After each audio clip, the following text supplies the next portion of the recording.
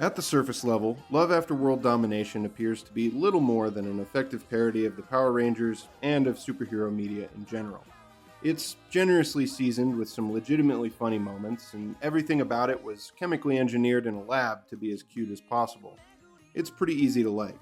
But it's also more than that, and it speaks to something deeper, something which we straight men desire above nearly anything else.